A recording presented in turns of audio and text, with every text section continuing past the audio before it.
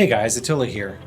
Are loomy gray cityscapes making you crave the feeling of sitting beneath a lush green tree canopy?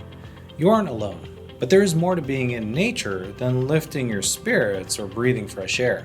It could actually add years to your life.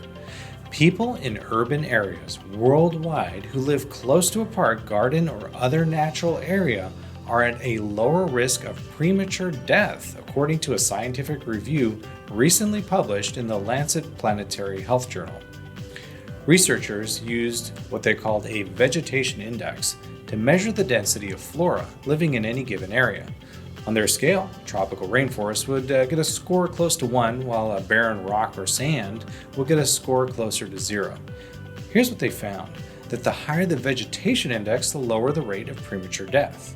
The fact that parks are a good place for you, then, is no surprise, but more intriguing is what happens to people's health when green spaces change. When an area's vegetation index increases by just 0.1, the people who live within a third of a mile from it lower the rate of premature mortality by around 4%. So in other words, the more plant life you have around you, the better your chances of living a longer life. So the researchers examined studies from the United States, Canada, Spain, Italy, Australia, Switzerland, and China on this same topic, and all follow the same trend. Altogether, these studies combined included more than 8 million people. Now here's the problem. This analysis doesn't really answer the question of why proximity to plants is good for human health. However, it does confirm the finding that being near green spaces really is good for you.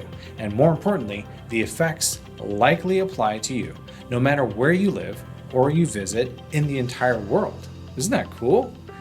You know, more than half the world's population lives in cities, and that number is rising. You know this. And what that means is that the public health benefits of these kind of green spaces could really affect a lot of people. But some cities have better access to green space than others, and this means that certain people might be losing out on those extra years of life. People living in Atlanta, Dallas, Portland, Oregon are doing well. They have about 850 square feet or more of green space per resident.